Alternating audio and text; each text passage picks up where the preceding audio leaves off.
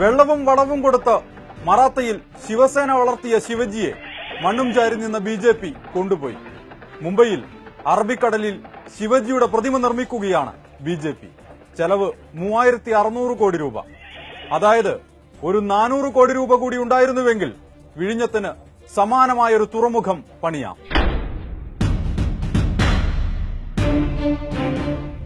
എതിർക്കുമ്പോൾ പാകിസ്ഥാനിലേക്ക് പോയിക്കൊള്ളാൻ പറയുമെന്നറിയാം. എങ്കിലും കണക്കുകൾ പറയാതിരിക്കാൻ ഒക്കില്ലല്ലോ സാർ. സാധാരണക്കാരൻ അവൻ അധ്വാനിച്ചുണ്ടാക്കിയ പണത്തിനു വേണ്ടി ക്യൂവിൽ നിൽക്കുമ്പോഴാണ് അവന്റെ നികുതിപ്പണം ഉപയോഗിച്ച് വെറും പണമല്ല 3600 കോടി രൂപ ചെലവിട്ട് പ്രതിമ പണിയുന്നത്. പണത്തിന്റെ കാര്യത്തെക്കുറിച്ച് ചോദിച്ചപ്പോൾ മഹാരാഷ്ട്ര ധനകാര്യമന്ത്രി പറഞ്ഞത് എന്താണെന്നറിയുമോ?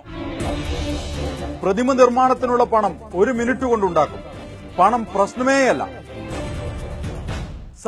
സാറിന് അറിയുമോ എന്നറിയില്ല, അങ്ങയുടെ നാട്ടിലെ പരുത്തി കർഷകർ കഴിഞ്ഞ വരൾച്ചയിലുണ്ടായ നാശനഷ്ടം കിട്ടുവാൻ വേണ്ടി കാത്തുനിൽക്കുകയാണ്. 1000 കോടി രൂപ അനുവദിച്ചിരുന്നുവല്ലോ. അതിനുവേണ്ടി 1 മിനിറ്റോ 1 മണിക്കൂറോ 1 മാസമോ അല്ല, കഴിഞ്ഞ 1 വർഷമായി അവർ കാത്തുനിൽക്കുകയാണ്.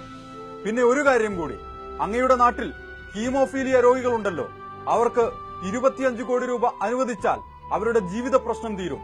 മരുന്ന് വാങ്ങാനുള്ള പണത്തിനു വേണ്ടി അവരിപ്പോഴും സർക്കാർ ഓഫീസുകൾ കയറി ഇറങ്ങുകയാണ് സാർ. അറബിക്കടലിന്റെ ഒരു ഭാഗം മണ്ണിട്ട് നികത്തിയാണല്ലോ പ്രതിമ പണിയുന്നത്. കടലിനെ ആശ്രയിച്ച് ജീവിക്കുന്നവരും പരിസരവാസികളുമെല്ലാം സമരത്തിലാണ് സാർ. അവരൊന്നും രാജ്യദ്രോഹികളല്ല, ജീവിക്കാനുള്ള സമരമാണ് സാർ ഇതൊക്കെ. കഴിഞ്ഞ ലോക്സഭാ തെരഞ്ഞെടുപ്പിന് മുൻപായിരുന്നു അത്. കോൺഗ്രസിനെ നോക്കുകുത്തിയാക്കി സർദാർ വല്ലഭായ് പട്ടേലിനെയും ബി.ജെ.പി. ഏറ്റെടുത്തു. ഇപ്പോൾ മുംബൈയിൽ നിർമ്മിക്കുന്ന ശിവജിയുടെ പ്രതിമയ്ക്ക് ഗുജറാത്തിൽ നിർമ്മിക്കുന്ന സർദാർ വല്ലഭായ് പട്ടേലിന്റെ പ്രതിമയേക്കാൾ 10 മീറ്റർ അധികം ഉയരമുണ്ട്. പ്രതിമയുടെ നീളവും വലിപ്പവും കണ്ട് ദേശീയത ഉണരുകയല്ലേ? എന്നാൽ ഒരു കാര്യം കൂടി അറിയുക, കഴിഞ്ഞ 50 ദിവസമായി ഇന്നാട്ടിലെ ജനങ്ങൾ ക്യൂവിലാണല്ലോ. എത്ര പ്രതിമകൾ ചേർത്ത് നിർത്തിയാലും ആ ക്യൂവിന്റെ നീളം നിങ്ങൾക്ക് മറികടക്കാനാകില്ല.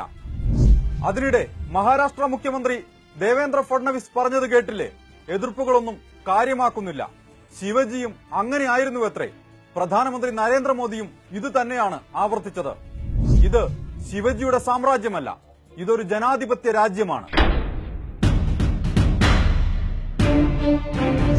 ഇനി ഇതൊക്കെ കേട്ട് രാജ്യദ്രോഹി എന്ന് വിളിക്കാൻ തോന്നുന്നവരോട് സർദാർ വല്ലഭായ് പട്ടേലിന്റെ പ്രതിമ എവിടെയാണ് നിർമ്മിക്കുന്നത് എന്നറിയുമോ? ശത്രു രാജ്യമായ ചൈനയിൽ. ഇന്ത്യയെ ഉരുക്കു രാജ്യമാക്കി മാറ്റാൻ ഇന്ത്യൻ പ്രധാനമന്ത്രി നരേന്ദ്രമോദി ലോകമൊട്ടാകെ നടന്ന് പ്രസംഗിക്കുമ്പോഴാണ് ഈ തീരെഴുത്ത്. അവസാനിപ്പിക്കും മുൻപ് ഒരു കാര്യം കൂടി, നോട്ടിനായി ക്യൂവിൽ നിൽക്കുന്ന ഇന്നാട്ടിലെ ബി.ജെ.പിക്കാരുൾപ്പെടെയുള്ള 125 കോടി ജനങ്ങളുണ്ടല്ലോ, താങ്കളെ വിശ്വസിച്ച് മഞ്ഞിലും വെയിലിലും മഴയിലും ക്യൂവിൽ നിന്ന താങ്കൾക്കൊപ്പമുണ്ടെന്ന് താങ്കൾ പറയുന്ന ആ ജനങ്ങൾ, അവരിൽ ഒരാളുടെ പ്രതിമയാണ് സാർ ആദ്യം പണിയേണ്ടത്. അതിന് ഇത്ര കാശൊന്നും ചിലവാകില്ല. ആ പ്രതിമ കണ്ട് ഇന്ത്യക്കാർ പുളകിതരാവട്ടെ, ദേശീയ ബോധം ഉണരട്ടെ, നാം ഒന്നാണ് എന്ന തോന്നലുണ്ടാവട്ടെ.